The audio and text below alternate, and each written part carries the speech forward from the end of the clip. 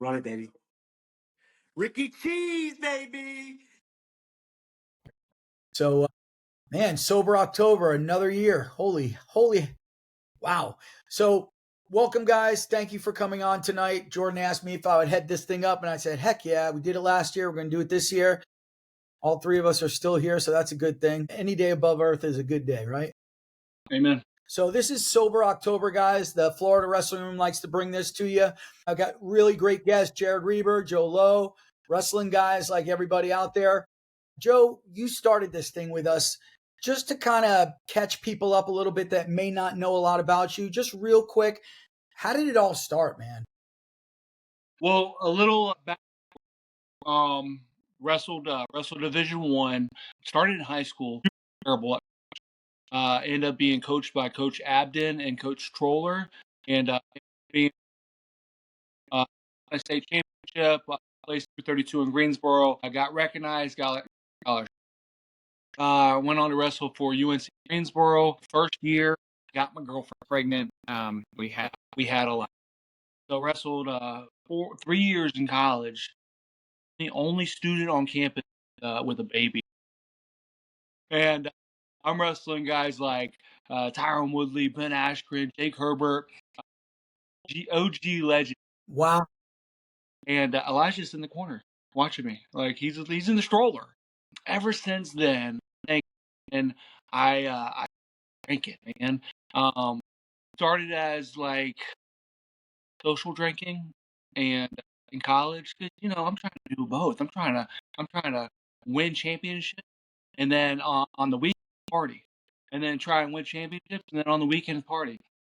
So end up graduating, and then man, I never stopped. I go from like just a few beers a night, and then 5 years later, I'm drinking a 6-pack, and then 8 years later, I'm drinking a 12-pack. Then 15 years later, I'm drinking beers, 18 beers. But I'm doing it and I'm functioning. But I knew I was spiraling down. So how it started, Elijah, man, he couldn't beat Roman Lermer, and I'm gonna do it at all costs. I'm gonna help him beat him. Like that was my goal. I was like, so I said, Eli, all my work, I'll take it all. This gives me a lot of PTO, but I'll give you all 30 days in a row. I'll take every single. You want to wake up 4 in the morning? You want to go run? You want to go lift? You want to wrestle? We're gonna, right? So ever since born, his little baby, all he did was see me drink. So I did it. I put it down. I threw it all away. Made it wrestle. I made days. Why not? Why can't I make it? Why can't I make it? I just went on Google and I looked at it, and I'm at 620 days. Wow. 600. It all started like 30, and I just kept going.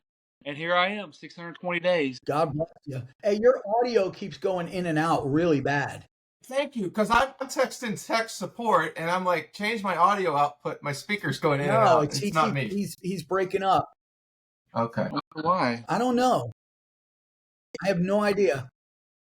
When it seemed like when you were moving around, it was breaking up, but when you were just sitting still, I could hear you. I don't know if that was it or not, but we could try that. I'll try and sit still. I moved the camera too. I don't know if that helps. I can hear you perfectly now. Yeah. Okay. I can hear you. All Well. right. I'm not cutting out, am I, Ricky? No, you're good. Mr. Chambers, welcome. Hey, what's up, guys? Thanks for being so patient. Yeah, no worries. It happens, man. It's all good. We're all here. Basically, Joe just shared, what got him to stop drinking, and we're going to basically be talking about that. But Jared, give me a little backstory here. So, Jared Reber. I grew up in the Tampa area. Went to Gaither High School. Mm-hmm. Played football and wrestled. Unfortunately, coming up, we didn't have sports when I was in the 9th grade. It was a junior high school system. So I didn't get to start until 10th grade. Played football, enjoyed football, grew up with 4 brothers. So we were a little bit rough and tumble as it was. Always lifted weights, was strong. Long story behind that I won't get into. But I knew I wanted to wrestle. My older brother had wrestled.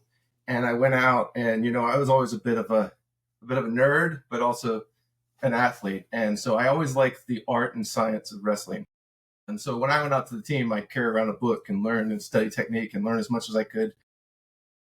I had a few JV matches, but quickly I asked my brother, what do I got to do to get good? And he said, you got to go run in sweats 4.5 miles every night. So I said, I'll do it. Well, whatever you told me to do, I would do it. So I did that. And, I got my gas tank up and I ended up wrestling off and, teching the varsity guy, taking a spot. I think I won my first or second varsity match. And I always remember my third varsity match, I think it was against Josh Lambrick from Brandon. Yeah. And he was ranked number 1 in the state that year, got third the year before. And I said, Coach, what do I do? Lambrick, he's a beast. What do I do? And my coach gave me probably the worst advice you could ever get.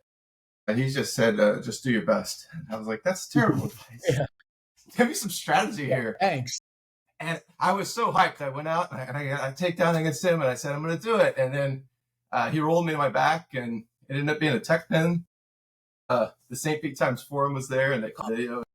I had friends on the following Monday. They're like, hey, we saw you wrestling on TV. And I was like, thanks. I like those early losses because they really fired you up to do better. And so my sophomore year ended up going to 11-6 and I won the district and our team won the district.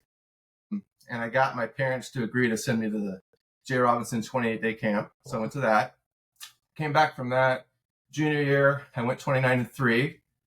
And I didn't play football that year. A lot of football players had boycotted it, and the coach ended up getting replaced after that.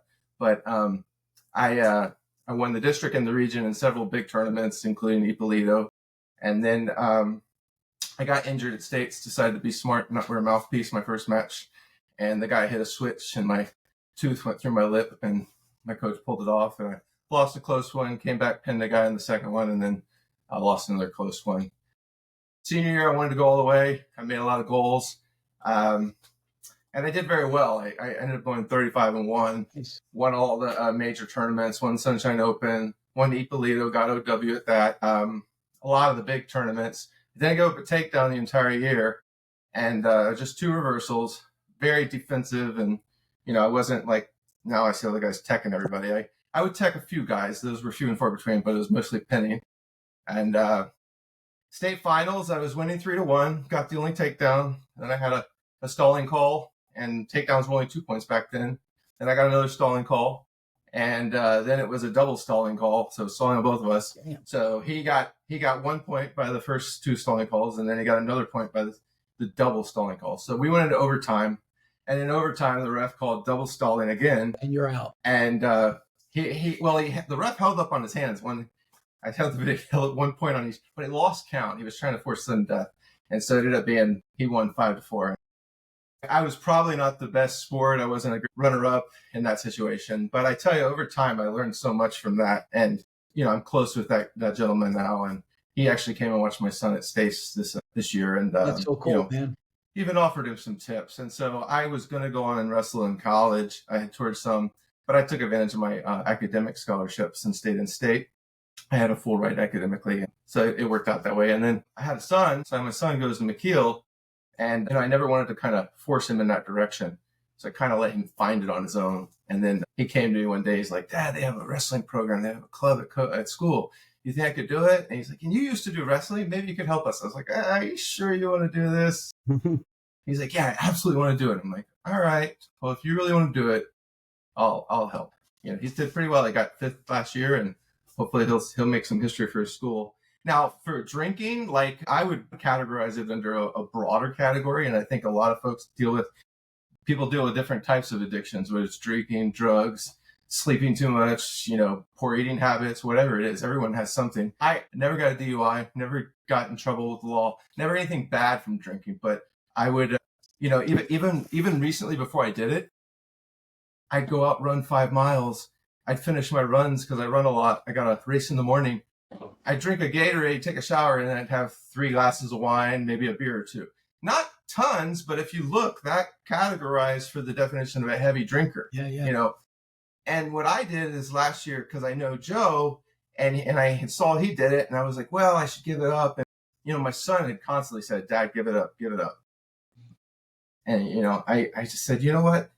It's a new year. Let me look at this. And really just looking at it, I said, okay, what positives is it bringing to my life? Couldn't really find too many, And then I said, okay, what about all the negatives? And I just went through it and I was like, if anything, this is like a governor on a car. This is like holding me back from my potential, maybe at work, maybe as a father, maybe as a husband to my wife, just everything I want to do. And so behind me, you see like a board. Yeah. Underneath that, I have like, what are my values? What is my purpose? And everything has to fit into it, that. And just drinking didn't really have a place in that. And then, so I gave it up. And, for me, I can give up things pretty easily. I just convinced myself I hate it. So I convinced myself I hated it. And one of the benefits I didn't really think about is like, I saved a lot of money. Like I just saved all this money because I don't do it. And our grocery bill dropped a ton. Let me ask you this, Jared, as a father, how did it feel? Like, what did you feel when he looked you in the eyes and said, Dad, just give it up. Please, why don't you just give it up? Like, you got to tell me about that, man. Yeah. So, him coming up that age, and I'm like, like the people I grew up with back in my generation, I feel like this generation, they're a lot better, like, than we were. Like, a lot of the people I grew up with, I feel like they were, doing things that maybe they shouldn't have. And it was like, hey, let's go to these parties and whatnot. And hey, maybe I'm just blind to that kind of stuff. Like maybe it's happening and I don't see it, but I just really feel it wasn't like that. But I thought to myself, he's in this impressionable age and he's going to the point where he's going to be going to college. What example am I setting for him if he's seeing this? Whether dad's not getting drunk, but there's a box of wine or a bottle of wine on the counter all the time, or there's beers in the fridge. Is that a great thing? Is that helping? And it's something where he's already saying, Dad, give this up. And I'm like, you know what? Like, I've got him there to support me. And then I know Joe's story of, hey, he gave it up and, was drinking a little bit more than me, but he's really there for his son driving. And he kind of makes this like bet or this commitment or whatever you want to call it with his son.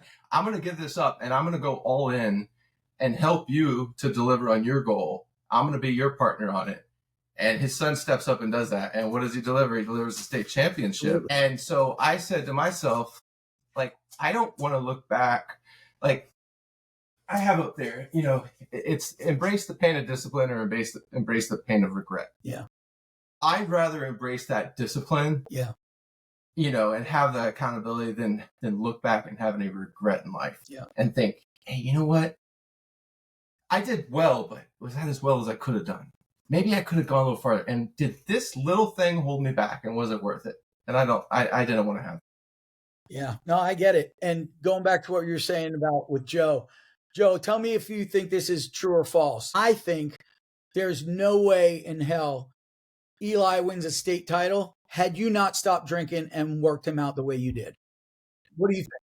I don't know, man. That time would tell. Like, no way. I think the Lord had a lot to do with that, man. He was with us every step of the way. Maybe that commitment to stop drinking was, that was all God too. I feel like I got healed too after I stopped drinking. I never craved it like you would think. It would be really hard. Would Eli have won it? Did me quitting and me being there for him and me wrestling him more often, me staying more focused as a father, definitely helped. He didn't want to let you down, man. He was not losing that match. It wasn't happening. He wasn't, man. And after his girlfriend won it, after Gabby won it first, that put a little pressure on him too. Yeah. And I was able to be down there on the floor in the corner with him, and he knew that. And honestly, it's probably one of the most spectacular moments of my life too. The pictures are amazing. It was amazing. I just knew what led up to it. I knew the commitment on both ends, my end and his end. I don't know. I know it's my story, but I don't know of a better story out there. Yeah. And that's what they make movies about. It is. It is. I mean, he lost to Lerner 6 times in a row. He did. Comes back and beats him in a state finals. Come on, man. That's movie stuff. He wrestled the perfect match too. He did. we kind of knew like his go-to and how to defend it, how to tie the wrist up, his timing. We watched a lot of video. Yep. We did, and we trained for that one match, and I gave him a strong commitment, and ever since then I haven't. And we talk every day. We built up a relationship, I think, and it started. We always been close, but we got closer that year. And if I would have kept drinking, I don't know if it would have been the same. Yeah. You know what? You had a clear head to enjoy that state title, man. And I get the chills thinking about it because I still remember jumping in your arms and everyone's crying. And like, I knew the backstory, man. I knew how spectacular it was for your family and for everybody. And it was just great. And the fact that, you were sober and clear headed to enjoy that and really understand what it truly means for you and him. Oh man, that's a beautiful thing.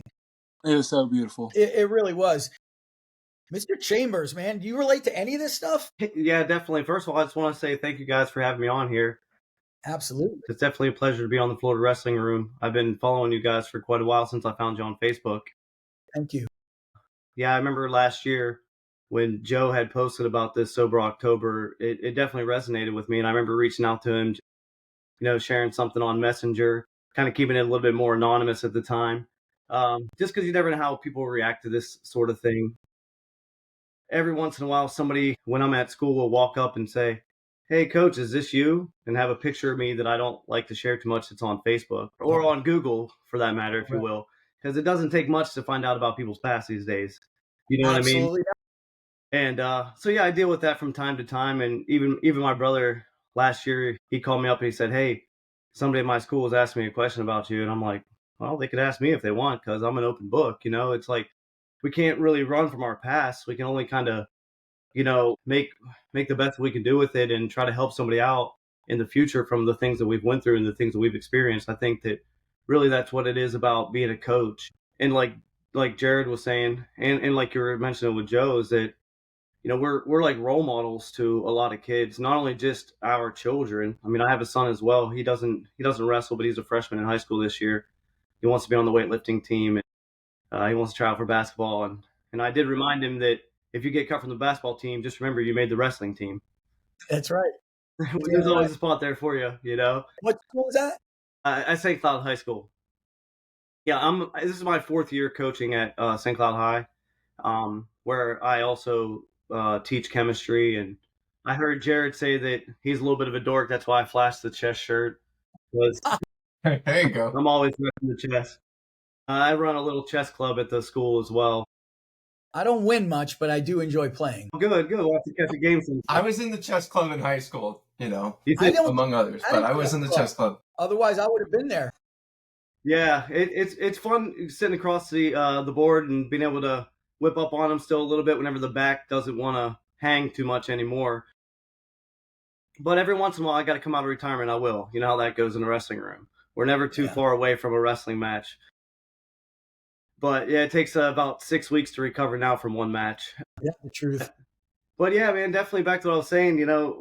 We have the opportunity now to kind of be a mentor to a lot of young men and young. I remember I had a lot of great coaches, but there was also sometimes not a lot of great influence around us too. I grew up in a small town. I'm originally from West Virginia. I'm from the Ohio Valley. I grew up wrestling from the time I was about 9 years old, and most of the guys that I'm friends with today are still involved with wrestling. I wrestled with, back all the way back through middle school and high school. And I've seen a lot of guys struggle through addiction and stuff like that, alcoholism. We've actually lost quite a few of our former wrestlers from my high school. One that was a 3-time state champion. He died from a drug overdose back in, I want to say maybe like 2016, 2017-ish. Another one of our buddies we wrestled with, he died in a real bad car accident coming home from the bar one night, 2:00 in the morning, trying to race to, get to the gas station before it closes, And so we've experienced a lot of loss. And I don't know what it is about, wrestling community in general, but it seems like a lot of people kind of struggle with this sort of thing. I've always said that wrestling's one of those sports that sometimes people needs the sport more than wrestling needs them in that sense. We get a lot of people that make their way into the wrestling room for one reason or another. And I know that was the case back home. Like a lot of people don't have a lot of stuff, and parents struggle through alcoholism and addiction. I think sometimes people find the wrestling room as a little bit of a way to escape all that reality, if you will. But I mean, there's no doubt about it that these types of addictions and stuff have some type of genetic influence, if you will. So, and wrestling tends to be one of those sports. I was thinking about this earlier. Wrestling tends to be one of those sports where you got the grandkid whose dad was a champion, grandpa was a wrestler, and it's like, and the alcohol runs through the family too, so some of that genetics. Oh, does that scare you, what he just said? It does scare me because I know he is 1,000% correct, because addiction does run through my family. I was just thinking about what you just said. I can go back. I can tell that story a different day, but there's a lot of addiction in my family, and my goal was to draw that line and break that chain. Mhm. Because if I can see it pass on through my kids, just like you're saying, and I will not ever let that happen. So I was going to definitely draw that line, because it didn't, like my parents were, they still are, and it's a problem. But I was going to make sure that I was going to change for my family. So you were 100% correct. Yeah. I'd say too, it was, it impacted my family. I told you I grew up with 4 brothers, and my youngest brother, people even mistake us for one another. We were both the blue-eyed ones. We were both left-handed. He died of a fentanyl overdose. My parents had found him Memorial Day in 2018. So, and he had struggled with these demons throughout the years. And then I questioned, I said, well, maybe if I had never done it, but I also felt it was the environment you grew up in to a degree. And I'll preface this by saying, my parents didn't even drink.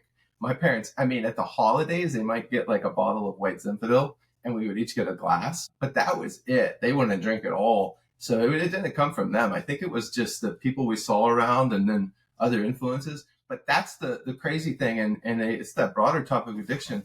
Alcohol is a funny thing, because if I ever tell, hey, someone I gave alcohol 9 months without it, do you need help? Need someone to talk to? I was like, no, it's like, it was a choice. Like, I look at it, I kind of, going back to the nerd thing, right? I kind of look at it Newton's first law. Like, objects in motion are going to stay in motion. If I had a drink tonight, I'm not going to get drunk probably, but it's going to be easier for me to drink the next day and the next day after that. And that pattern will start over again, where if I just stop, okay, is it helping me? Is it, I haven't had a bad morning since I gave it up, where I woke up and I'm foggy headed. I'm running a race tomorrow. I'll tell you, I do the Gasparilla every year. 2 years ago, for some reason, I was working outside before the Gasparilla, and I started drinking a few beers, doing yard work. I think I had some wine. I might have had like a mixed drink.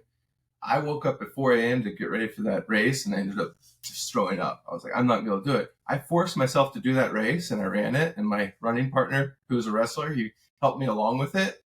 As soon as I finished, I was just heaving over in the garbage can on the side of the race over the bridge. And I'm like, this is not a good way to feel. like why would I want to feel like this again? And look, some people are probably saying, oh, well, you couldn't control it or whatnot. And that's fine. You can ask, hey, we all go through moments, but you ask yourself, am I in control of it, or is it controlling me? Give it up for a week. Give it up for October. Give it up for a month. Instead of saying one day, say day one. Mm-hmm. And see if you feel different. Like, you'll notice within a week, hey, I'm starting to feel really different. And a month, and then as time goes by, like, it impacts every cell of your body, and it's just one less thing you have to worry about. I mean, I think people that try it, they'll see, like, okay, society's pushing it on you as something that you need. It's everywhere. It's glorified. And it's the one thing, like, if my brother who died of an overdose said, hey, I gave up this hard drug, people would have been like, oh, that's amazing. Good for you, right? But alcohol is the one thing where you're like, if I say I gave it up, people think that you have a problem. Yeah. Right. Because you didn't do it. Right. That's so funny. That's the truth. You said something about with the, running the races that, now you're able to do it. And when you were drinking, you just felt like shit. Joe, you have a similar situation because I believe after you stopped drinking and you got all cleared up, you competed in the fucking U.S. Open. I did, and I signed. It. I signed up in December, and I signed up for my my 1 year celebration. That was something I can say, man, I completed 1 year. I'm gonna do it. So I signed up. My wife was on board. She's like, Joe, you're a little crazy. Yeah, a lot. But all wrestlers are crazy. Yep. You have to be. You have to be. So I signed up, and Ashton, man, I gotta give Ashton Habil a shout out because he took the time with me. I'm talking 1 or 2 or maybe even 3 days a week. It would be just me and him. We go into that LG wrestling room, and we just scrap. And I'm talking about, he's the hardest son of a gun I've ever wrestled, and he's good. Yeah, well, and I think he's like a 2 or 3 time state champ, right? Yeah, he's 3-time state champ, but he took third at Ironman, third at Super 32. He's legit. And he's got 15 years on me. That's a big deal. Every 10 takedowns he gets on me, I get 1. But he pushed me. And he kept me kind of focused too. I was like, I had this goal. April 17th, I'm going to wrestle in the U.S. Open. April 17th, I'm going through January, February, March, and I'm staying focused. I'm running on the treadmill. I'm running 3 miles a day, but I'm not drinking. And I'm just staying focused. And I get out there. I get out to the U.S. Open, and the OGs came out, my old high school coaches, Jason and Justin Troller, my best friends. They flew out to Las Vegas with me, and they sat in the corner. And I thought it was so cool. I got to wrestle a SWAT guy from Arkansas my first round, Brazilian Jiu-Jitsu black belt. Dusted him in 45 seconds, probably my easiest match. Second round, I got to wrestle a guy, I think he was from like Iran. But it was crazy because in his corner there was like 30 of them. He brought his aunts, his mom, his uncles, his brothers, his sisters. I felt like they had their flags, and he took third. He took third in the year before. I get up 6-0, and I start gassing. End up winning. I won like 11-9 or 11-8 or something like that. So I make it to the quarterfinals. I make it to the quarterfinals, and then I lost my next matches. So I'm gonna do it again. I'm gonna do it again, and I had a blast. It was amazing. Hell yeah, man! 3 wins at the U.S. Open after fucking not wrestling for how many years? Like 20 years, man. It was. I'm not gonna say you're old, but you're seasoned. Yeah.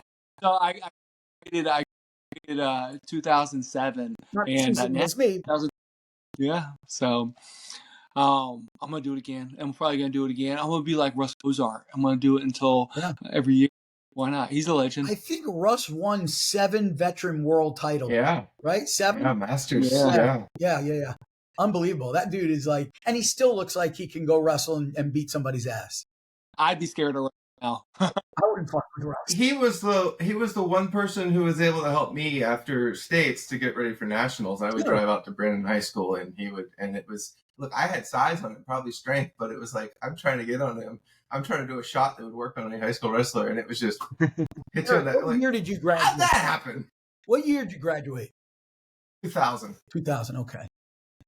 What year? You were in the 90s, right? Joe? No, I graduated in 2003. And then college in 2007. Okay. I guess I'm the baby of the group. I guess I'm the old bastard here. I graduated high school in 1986. I was 05. Yeah. 05? Hey, here's a pretty cool story. I think you might, going back to like addictions and family and stuff. Yeah. It was my mama. So she's been on drugs for at least 40 years. What drug? What is she doing? Methamphetamines. Okay. So, but what's really cool is the last 3 months, I get in the car, I swing by the ghetto because she stays in the ghetto. I pick her up and I bring her to church with me, and she loves it. And now it's getting to the point where she's texting me and she's like, "Hey, we're gonna go to church tomorrow." Oh. And sometimes we go to lunch together. But I'm telling you, like, I'm talking 20 years, we don't have like a whole lot of relationships. I might see her like once every 6 months. a year, Yeah. but it's been super consistent in the last few months. And the only thing I keep telling myself is I can't probably break her habit, but I'm going to keep loving on her, That's right. and there ain't nothing more powerful than love. And I'm going to show her more love. I'm going to pray, I'm going to love, and I'm going to love, and I'm going to love some more. And then maybe she can get healed like I was healed. I think it's pretty cool. You know, it's amazing. That's an Really awesome friggin' story, man. Unbelievable. I didn't know that, Joe. Thank you for sharing Yeah. that. You know, we call this Sober October. And obviously, you know, we start out talking about the alcohol because that was what you were doing. You were our very first guest. You started it. But it's not just alcohol, guys. It's, you know, it's drugs. It could be, you know, pornography, whatever. Addiction is addiction, and it will fucking take you down. Eventually, I don't care what it is. Drugs, alcohol, whatever. It will take you down. So, you know, we can relate to a lot. And I'm sure the people that are listening to this are saying, oh my God, that was my story. Oh my God, that was my story. You know, you sit and you talk to people that have gone through addiction or had family members, and it's pretty much the same story. You know, it might be a little bit different, but it's always the same things that lead to it. It's that whole fentanyl thing, man. That's crazy, bro. First of all, I'm sorry to hear that. It's I mean, it's terrible that I always think of if my parents having to find him would just be awful. I couldn't live with that. And having kids myself. But it's like you said, it's a broader theme of addiction, and you think about these things. Are they filling something, a gap inside of me, in my heart or my spirit or in my life? What is it? And whether it's overeating or, like you said, pornography or going to bars or Whatever. or I mean even some people can, whether they believe it or not, could suffer from a destination addiction where they're always changing jobs or they're changing and going different places. It's like, and are you trying to find happiness somewhere else? And for me, I ask, end of the year, I look to myself, okay, like, what do I want to change about my life? What am I unhappy about? I tell my bosses at work, I tell people all the time, I'm my own worst critic. I run a lot. I go out. I told my son the other night, I said, I go out for a really long run. To make 100 miles last month, I had to do a half marathon, several 10-mile runs, a couple 7. I look at myself in the mirror before I go out and I say, you're a piece of crap. but now go out and show that you're not. Right? Go do something hard. It's like my shirt, right? 1% better every day. We have a little thing, Wrestle Academy. We have a couple different shirts that we've put out there. My wife has built, but it's like, if I could just get a little better than I was yesterday, in whatever way, maybe it's physical, maybe it's mental, maybe I read a little bit, do something positive to replace those negative things. Yeah. And see the difference. Like, and you don't have to do it all at once. Like, but it's as soon as you, but I tell you this, Ricky, for me, when I really thought about it, I thought the number one addiction of all is excuses. And it's excuses. And I say, everyone has this addiction to excuses because they're always going to tell you why they can't do something. And where we spend our time and money shows what's important to us. And if it's important, we make time for it. Joe's son is important, so he made time to wrestle him. My son's important, so we get up before school and we go wrestle and do stuff. Your son's important as well, right? Like all this stuff, these things that are in life are important. And I ask, is alcohol important, or am I doing it for some other reason? Right.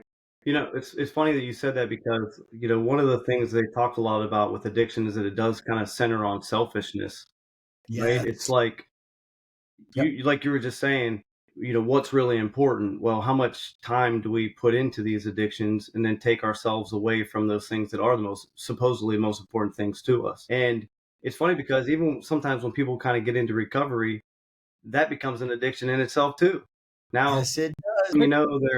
I got to run to 3 meetings a day and I got to be here and I got to be there. I got to help this person. I got to help that person. Now wait, why am I doing this? I got to check my motives sometimes too, to make sure that I'm not just trying to be the center of attention. Exactly. And sometimes that's why, I don't even do these types of things that much, really anymore. Like I used to do a lot of speaking and stuff like that, because sometimes I'd have to check myself and be like, am I doing this because I want a pat on the back? Do I want to memorize all these things so that people think I'm like the smartest person in the world? I gotta, tap my ego a little bit, because I think that's what it comes down to a bit too, is that, with addiction, we especially us wrestlers, right? We always got a big ego anyhow. We think we could beat everything and anyone, and that includes addiction too. But addiction's one of those things that no matter how hard you try to beat it, in that sense, you really can't. You just dig yourself into a deeper hole, you know.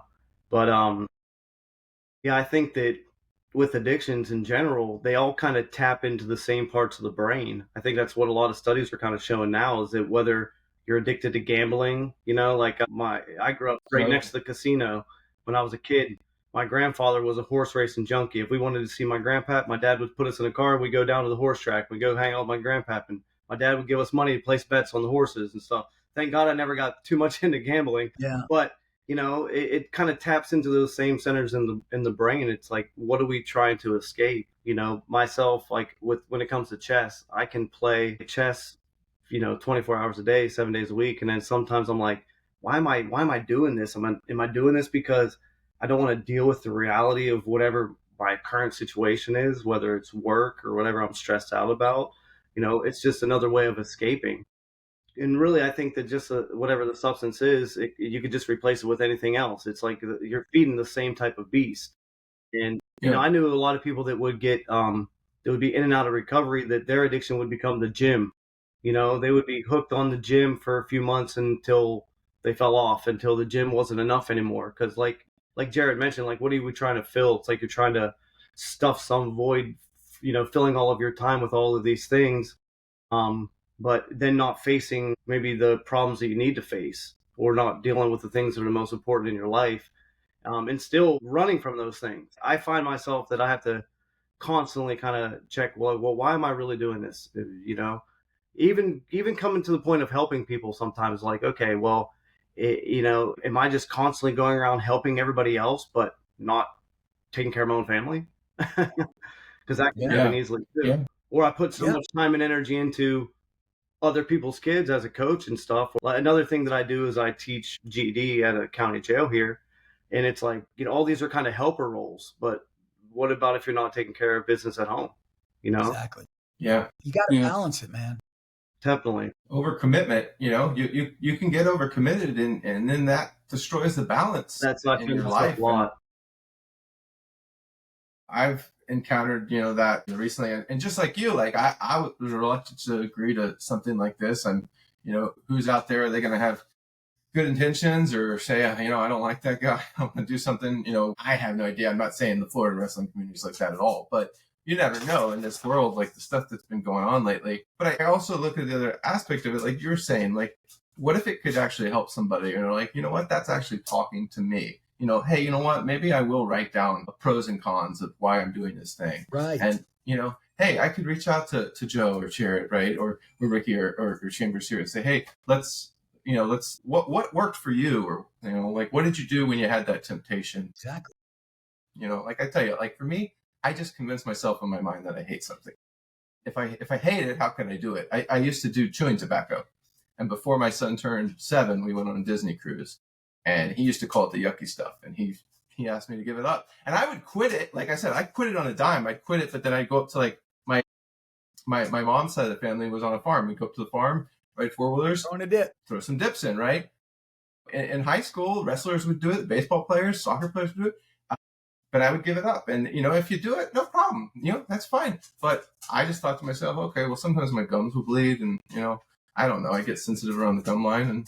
And I was spending some money on that too. And my son asked me to do it. For me, he's like a driving force at times. Like if my son tells me or asks me to do something, I may not do it right away, but it always goes in my heart. And part of that was because I raised him for a long time as a single dad. And it was just me and him. And then I got remarried. And, so then I ended up having our 2 little girls, but it was just me and Jacob for a period of time. So we were really, really close. And so it was this close partnership. And so if he wants me to help get him to be a wrestler, a really good wrestler, any resource I can provide for him, I want him to have, get around the best people you can wrestle with.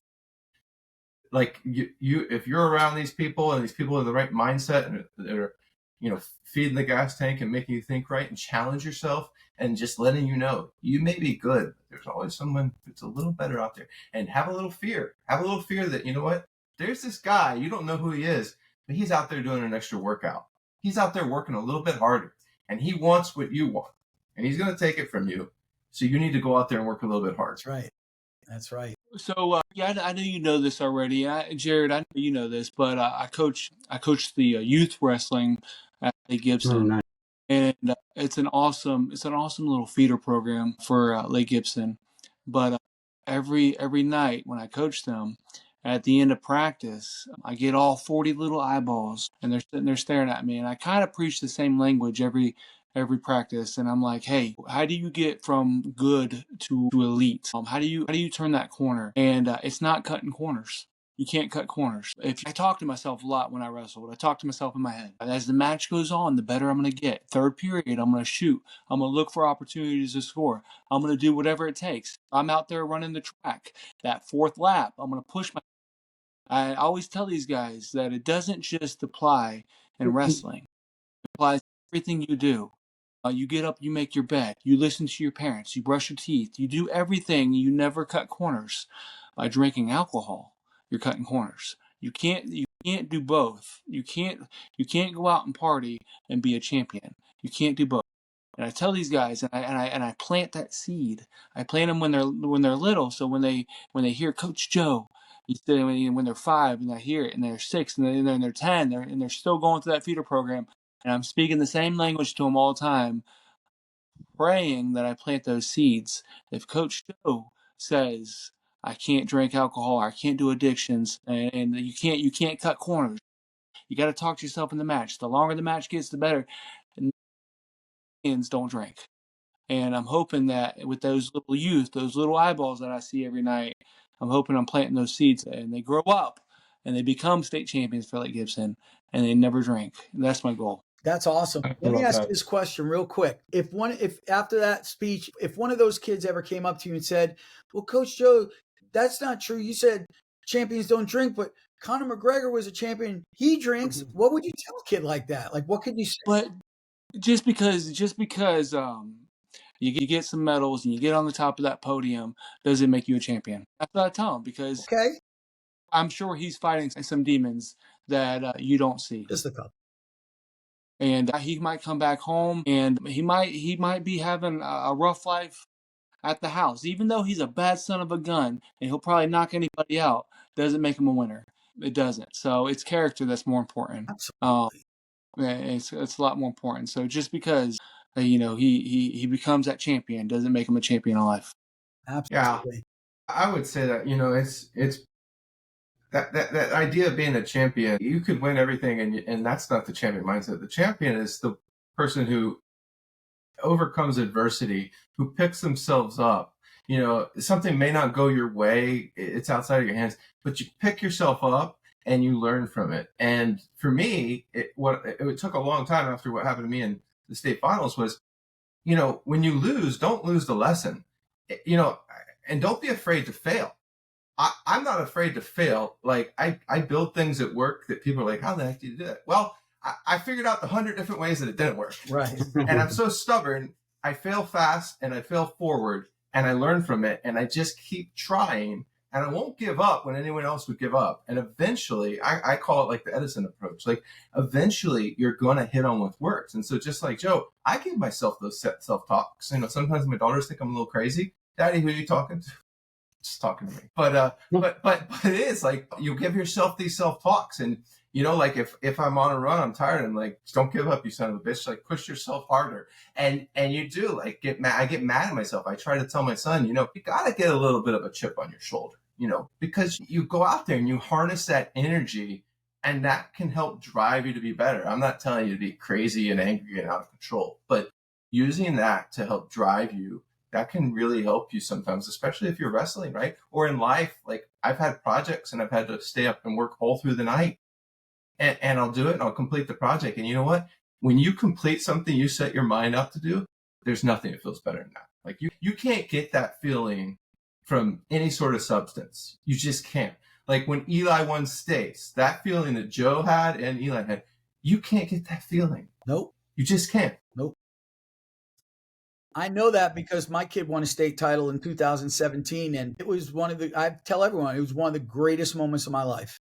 Just seeing that kid overcome all the adversity And like you said, it's the champion is the guy that gets his ass beat, that gets knocked down, that is failing, but gets back up, brushes himself off, and keeps going. That's the true champion.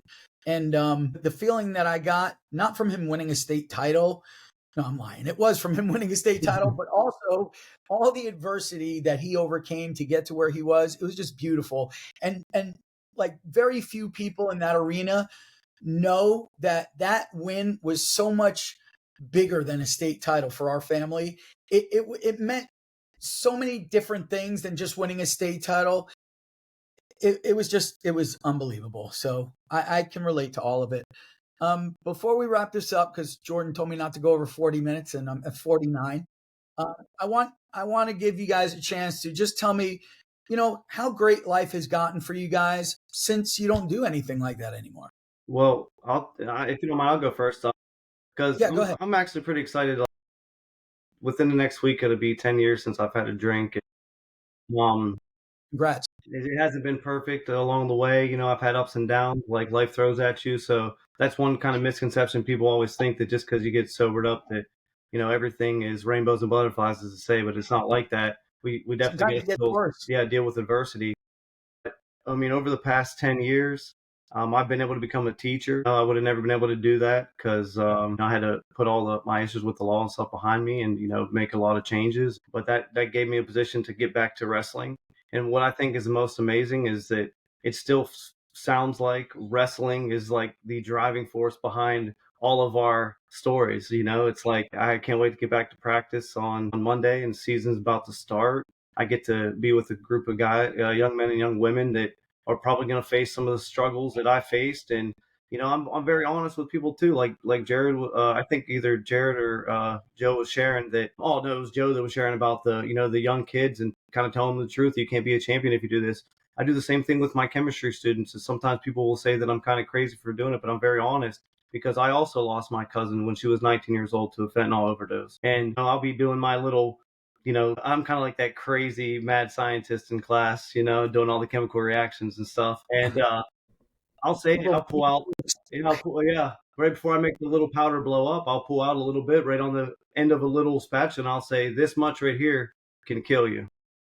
And it all looks the same. It's all white powder. It don't matter if it's calcium carbonate right now or sodium hydroxide or fentanyl. You don't know. It could kill you in one go. Because our experience, we're able to, like you said, plant those seeds, Joe, and it's important because, they might not, hear that anywhere else. Societies teach them one thing and, they might be shown examples from other places that aren't positive. And that's how the environment was where I grew up, man. I grew up in West Virginia during the opioid epidemic. So, the pills were passed around at the cake parties, and I was a freshman in high school. My brother was a senior. And then I had shoulder surgery twice in high school and had an endless supply of pain pills, so it was like mix that all together. And how much of a shot do you really got? Like Jared was sharing, do you have a choice of this matter?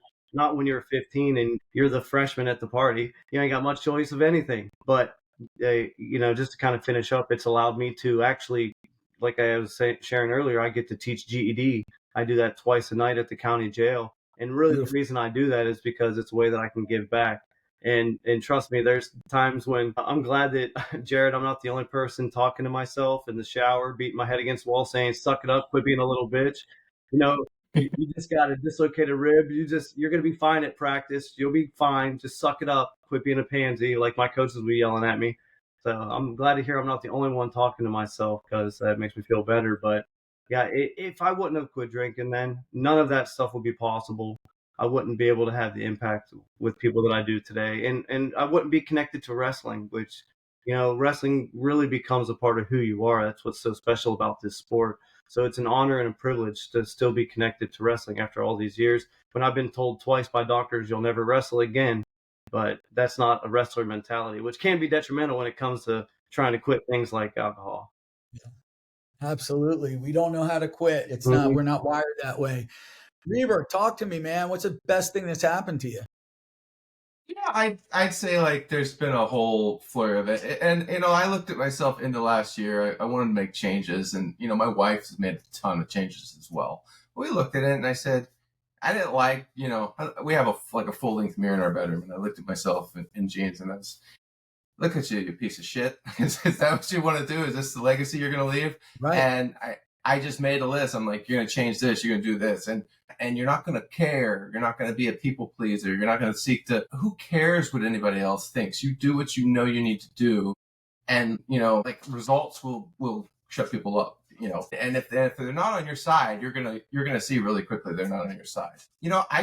I think one thing built on another, because there are a lot of things I gave up, a lot of things I turned from, a lot of healthier habits I replaced it with. And, the clarity has been incredible. Like, I don't have like a foggy morning, but just to Brennan's point, that whole addiction thing he's talking about with fentanyl and these kids, I want to set a good example, but it's so bad. And we've had, presentations from law enforcement.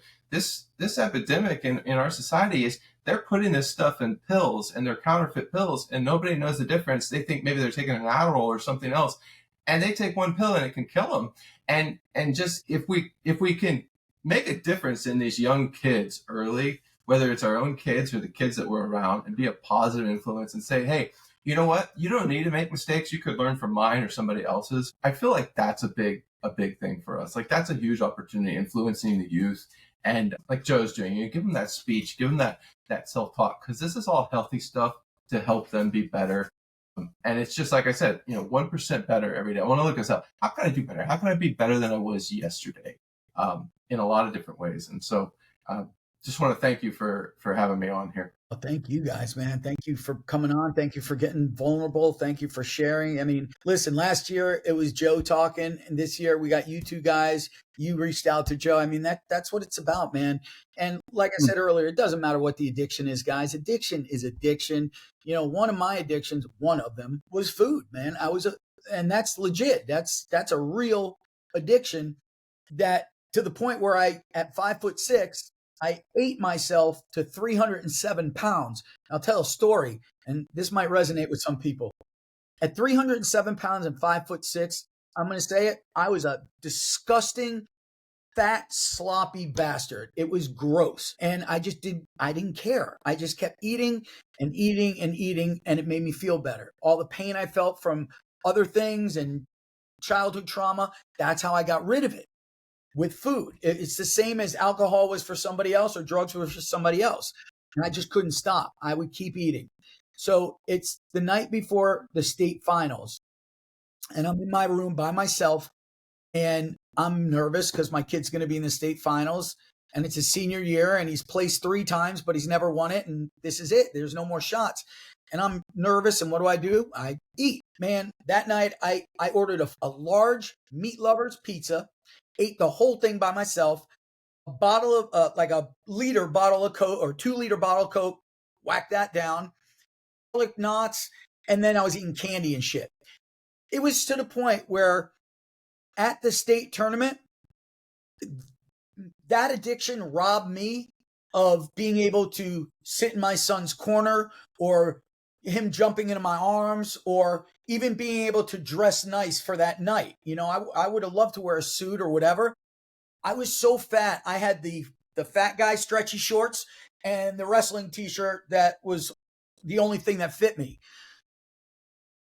Let me tell you something, man. It was bad. But the point is, I'm 166 pounds. 166 pounds. Nice. Yeah. And people say, how'd you do it? How'd you do it? How'd you do it? How did you do it? Walking, not running, walking. I walked 3 miles every single day for a full year. I made that commitment. Rain, shine, didn't matter. I was out there doing it. Holidays, weekend, it didn't matter. 1 full year, you're walking every day 3 miles. And I did. And the weight started coming off. And of course, you change the way you eat and things like that. But yeah, it definitely, wrestlers especially, if we put our minds to something, nothing's stopping us, man.